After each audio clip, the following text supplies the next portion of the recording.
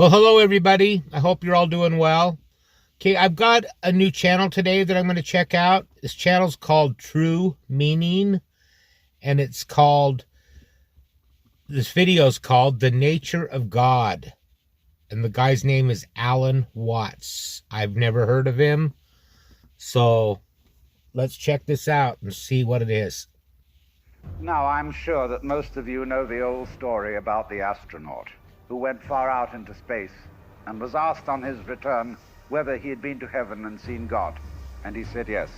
I don't know that so story. They said to him, well, what about God? And he said, she is black. Oh, it's a joke. And although this is a very well-known and well-worn story, it is very profound. Because, I tell you, I knew a monk who started out in life as pretty much of an agnostic or an atheist.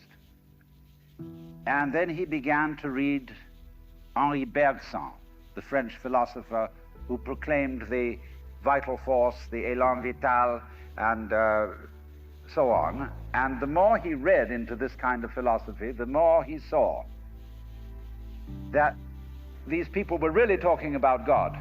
Okay. And I've read a great deal of theological reasoning about the existence of God, and they all start out on this line. If you are intelligent and reasonable, you cannot be the product of a mechanical and meaningless universe. I believe that. Figs do not grow on thistles. Grapes do not grow on thorns. And therefore, you, as an expression of the universe, as an aperture through which the universe is observing itself, cannot be a mere fluke. Because if this world peoples, as a tree brings forth fruit, then the universe itself, the energy which underlies it, what it's all about, the ground of being, as Paul Tillich called it, must be intelligent. Now, when you come to that conclusion, you must be very careful, because you may make an unwarranted jump, namely the jump to the conclusion that that intelligence, that marvelous designing power which produces all this, is the biblical God. Be careful. Because that God, contrary to his own commandments, is fashioned in the graven image of a paternal, authoritarian, beneficent tyrant of the ancient Near East. That's how everyone sees it. And it's very easy to fall into that trap.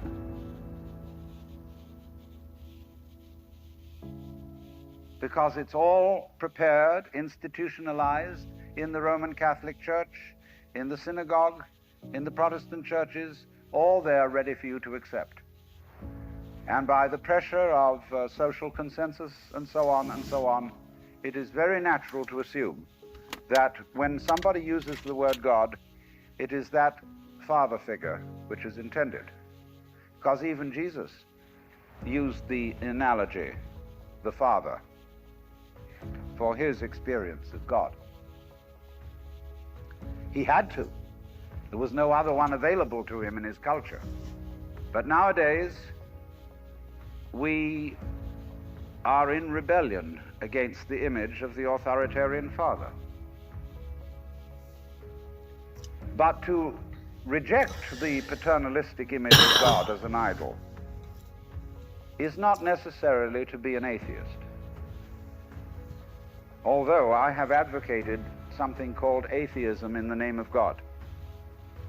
That is to say, an experience, a contact, a relationship with God, that is to say, with the ground of your being, that does not have to be embodied or expressed in any specific image.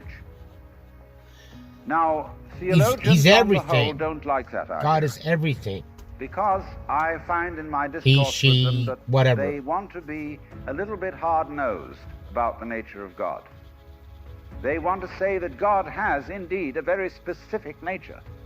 Ethical monotheism means that the governing power of this universe has some extremely definite opinions and rules to which our minds and acts must be conformed. And if you don't watch out, you'll go against the fundamental grain of the universe and be punished. But there is this feeling, you see, that there is authority behind the world, and it's not you, it's something else. And therefore, this Jewish, Christian, and indeed Muslim approach makes a lot of people feel rather strange, estranged from the root and ground of being. There are a lot of people who never grow up and are always in awe of an image of grandfather. Now, I'm a grandfather. I have 5 grandchildren, and so I'm no longer in awe of grandfathers. I know I'm just as stupid as my own grandfathers were, and therefore am not about to bow down to an image of God with a long white beard. Now, naturally, of course, we intelligent people don't believe in that kind of a God, not really. Right. I mean, we think that God is spirit, that God is Energy. very undefinable and infinite and all that kind of thing. You wouldn't be able to comprehend it if you nevertheless, saw him, probably. The images of God are have a far more powerful effect upon our emotions than our ideas. And when people read the Bible and sing hymns, Ancient of Days, who sittest throned in glory, immortal, invisible, God only wise, in light inaccessible, hid from our eyes, they still got that fellow up there with a beard on. It's way in the back of the emotions. And so we should think, first of all, in contrary imagery, and the contrary imagery is, she's black. Imagine instead of God the Father, God the Mother.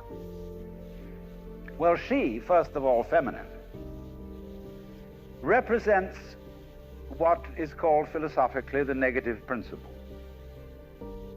Now, of course, people who are women in our culture today and believe in women's lib don't like to be associated with the negative, because the negative has acquired very bad connotations.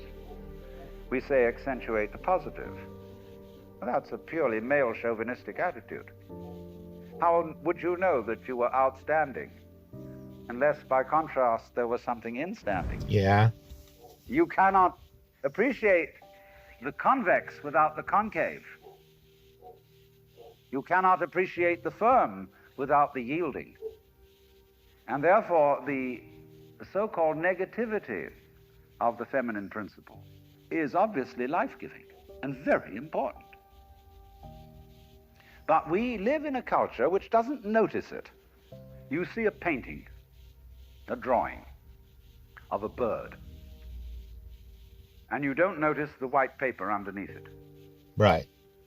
You see a printed book, and you think that what is important is the printing, and the page doesn't matter.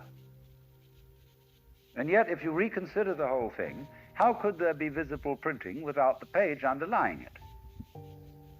What is called substance, that which stands underneath, underneath, stands. To be substantial is to be underlying, to be the support, to be the foundation of the world. And of course, this is the great function of the feminine, to be the substance. And therefore, this the is pretty feminine deep. is represented by space, which is, of course, black at night. But were it not for black and empty space, there would be no possibility whatsoever of seeing the stars. That's true. Stars shine out of space, and astronomers, very high-powered astronomers, are beginning to realize that stars are a function of space. Now, that's difficult for our common sense, because we think that space is simply inert nothingness. No. But we don't realize that space is completely basic to everything. It's like your consciousness. Nobody can imagine what consciousness is. It's the most elusive whatever it is that there is at all, because it's the background of everything else that we know. Therefore, we don't really pay much attention to it. We pay attention to the things within the field of consciousness, to the outlines, to the objects, to the so-called things that are in the field of vision, the sounds that are in the field of hearing, and so forth. But what it is that ever it is that embraces all that, we don't pay much attention to it. We can't even think about it. It's like trying to look at your head. You know, you try to look at your head, and what do you find? You don't even find a black blob in the middle of things. You just don't find anything. And yet that is that out of which you see, just as space is that out of which the stars shine. So there's something very queer about all this. That which you can't put your finger on, that which always escapes you, that which is completely elusive, the blank, seems to be absolutely necessary for there to be anything whatsoever. Yeah, that makes sense. I understand that. Behind the father image, behind the mother image, behind the image of light inaccessible, and behind the image of profound and abysmal darkness, there's something else which we can't conceive at all. Dionysius the Areopagite called it the luminous darkness. Nagarjuna called it Shunyata, the void. Shankara called it Brahman, that which can only, of which nothing at all can be said. Neti neti, beyond all conception whatsoever. And you see, that is not atheism in the formal sense of the word. Right. This is a profoundly religious attitude, because what it corresponds to practically is an attitude to life of total trust, of letting go. When we form images of God, they are all really exhibitions of our lack of faith, something to hold on to, something to grasp. But when we don't grasp, we have the attitude of faith. If you let go of all the idols, you will of course discover that what this unknown is, which is the foundation of the universe, is precisely you. It's not the you think you are. No, it's not your opinion of yourself. It's not your idea or image of yourself. It's not the chronic sense of muscular strain, which we usually call I. You can't grasp it. Of course not. I can't. I don't understand it. Why would you need to? Supposing you could, what would you do with it? And who would do what with it? You can never get at it. So there is that profound central mystery. And the attitude of faith is to stop chasing it, stop grabbing it, because if that happens, the most amazing things follow. But all these ideas of the spiritual, the godly, as this attitude of must, and we have been laid down the laws which we are bound to follow, all this jazz, is not the only way of being religious and of relating to the ineffable mystery that underlies ourselves and the world.